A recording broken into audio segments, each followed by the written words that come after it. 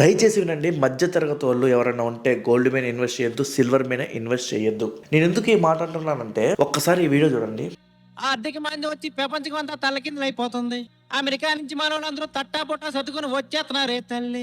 ఈ పాట రిలీజ్ అయింది 2009లో. 2008లో అమెరికాలో ఒక బబుల్ క్రాష్ అయింది. ఉన్నటువంటి స్టాక్ మార్కెట్ పడిపోయింది. చాలా మంది కంపెనీస్ వాళ్ళ ఉద్యోగాలు తీసేశారు. ఆల్మోస్ట్ 70% జాబ్స్ పోయినప్పుడు. అప్పటికే బ్యాంక్స్ ఎంప్లాయీస్ అందరికీ లోన్స్ ఇచ్చాయి. హోమ్ లోన్స్ కానీ, బిజినెస్ లోన్స్ కానీ, పర్సనల్ లోన్స్ కానీ, లేకపోతే ఇంకా అన్ని. సో అవి తిరిగి కట్టలేకపోయారు. ఈ కంపెనీస్ వాళ్ళని ఎందుకు పంపించిందంటే ఈ బబుల్ క్రాష్ అవడం వల్ల స్టాక్ మార్కెట్ కుప్ప కూలిపోయింది. డాలర్ రేట్ పడిపోయింది. 2008 క్రైసిస్ అనేది ఐటీ ఉద్యోగులకు కానీ, కార్పొరేట్ వ్యవస్థకు కానీ, స్టాక్ మార్కెట్కి కానీ, బ్యాంక్స్ వ్యవస్థకి నిద్ర లేని రాత్రులు చూపించింది. యాక్చువల్గా కామన్ సినారియో ఏంటంటే ముఖ్యంగా ఐటీ ఉద్యోగులు ఇది వినాలి. ఎప్పుడైతే డాలర్ రేట్ పడిపోతుందో గోల్డ్ రేటు ఆమాంతం పెరిగిపోతుంది. అది ఎక్కడైనా కామన్ సినారియో. ఎందుకంటే ఒక కరెన్సీ మీద నమ్మకం లేకపోతే ఒక వస్తువు మీద ఇన్వెస్ట్ చేస్తారు. ఇంకా క్లియర్గా మీకు అర్థం కావాలంటే మన ఊళ్ళో ఎక్కువ వడ్డీలకి ఇస్తే ఐపీ పెడుతున్నారు అనుకో, అప్పుడు ఏం చేస్తాం, మనం మన దగ్గర ఉన్న డబ్బులతో ల్యాండ్ మీద ఇన్వెస్ట్ చేస్తాం. ఇక్కడ మీకు ఒక బిజినెస్ మ్యాన్స్ గేమ్ చెప్తాం మీకు. అదేంటంటే మీరు ఒకసారి గమనించండి, గ్లోబల్ ఇన్వెస్టర్స్ అంటే పెద్ద పెద్ద బిజినెస్ మ్యాన్లు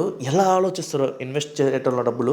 ఎప్పుడైతే డాలర్ పడిపోతుందో అమ్మటే గోల్డ్ మీద ఇన్వెస్ట్ చేస్తారు. మళ్ళీ గోల్డ్ పడిపోతుంటే అమ్మటే డాలర్ మీద ఇన్వెస్ట్ చేస్తారు. ఒక గేమ్ ఆడుతారు అనుకోండి బిజినెస్ మ్యాన్స్. కేవలం మధ్య తరగతి మాత్రం ఇది గేమా బిజినెస్ అనేది ఎవరికి అర్థం కాదండి. ఇప్పుడు 2026లో కూడా గోల్డ్ రేట్ పెరుగుతుంది అండ్ డాలర్ రేట్ పడిపోతుంది. యాక్చువల్ గా ఇండియాలో ఉన్న ఐటీ కంపెనీస్ అన్ని డిపెండ్స్ ఆన్ అమెరికన్ కంపెనీస్ అని. ఎక్కువ అమెరికా కంపెనీస్ మీద డిపెండ్స్ అయి ఉంటాయి. అక్కడ నుంచి ప్రాజెక్టులు తెచ్చుకుంటాయి. యాక్చువల్ గా ఆ ప్రాజెక్ట్ ప్రైస్ వాళ్ళు డాలర్స్ లో ఇస్తే వీళ్ళు ఈ ఇక్కడ ఉన్న ఎంప్లాయీస్ కి రూపీస్ తో ఇస్తారు. సో దాని వల్ల ఎక్కువ ఐటీ కంపెనీస్ ఎక్కువ శాలరీస్ ఇస్తున్నాయి వీళ్ళకి. అదే డాలర్ రేట్ పడిపోతుంటే ఏమైంది, వీళ్ళకి శాలరీస్ తగ్గుతాయి. ఎందుకంటే అమెరికన్ కంపెనీస్ కూడా ప్రాజెక్ట్ లో కాస్ట్ కటింగ్ చేస్తారు. ఈవెన్ అమెరికన్ కంపెనీస్ కాదండి, ఏదైనా సరే వ్యాపారం డాలర్ తోనే చేస్తారు. ఏ ప్రాజెక్ట్ అయినా డాలర్ తోనే తెచ్చుకుంటారు. ఇప్పుడు చూడండి, అమెరికాలో ఏదైతే తప్పు జరిగిందో, బ్యాంకర్స్ విచ్చలవిడిగా లోన్స్ ఎలా ఇచ్చారో అండ్ అక్కడ ఉన్న ఎంప్లాయీస్ ఎలా లోన్స్ తీసుకున్నారో, ఇక్కడ కూడా అంతే.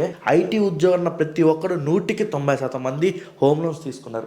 20 ఏళ్ళు పెట్టుకున్నారు. ఈ 20 ఏళ్ళలో జాబ్ పోదని నమ్మకంతోనే పెట్టుకున్నారు. యాక్చువల్ గా ఈ జియో పాలిటిక్స్ గందరగోళం వల్ల జాబ్ పోతే ఏం చేస్తారు, సడన్ గా బ్యాంకర్స్ అని చొక్కా పట్టుకుని అడుగుతాయి. అప్పుడు మనం ఏం చేస్తాం, ఉన్న గోల్డ్ అమ్మి వీళ్ళకి లోన్ తిరుగుతాం అని చెప్పి గోల్డ్ అమ్మటం మొదలు పెడతాం. మళ్ళీ గోల్డ్ అమ్మటం మొదలు పెట్టిన తర్వాత డాలర్ రేట్ పెరుగుతుంది. ఒక షాప్ లో ఒక వస్తువు మాత్రమే ఉంది, దానికోసం ఎగబడే కస్టమర్స్ 100 మంది. అప్పుడు ఏమైంది, వీడు ఎంతైనా రేటు పెంచుకుంటాడు. అదే షాప్ లో 100 వస్తువులు ఉంటే ఎగబడేది ఒక్కడైతే వాడేం చేస్తాడు, కాస్ట్ కటింగ్ చేస్తాడు. దయచేసి మధ్యతరగతి వాళ్ళందరూ చెప్తాను, ఈ గ్లోబల్ ఇన్వెస్టర్స్ ఆడే ఆటలో మనం బలిపశువు కావద్దు.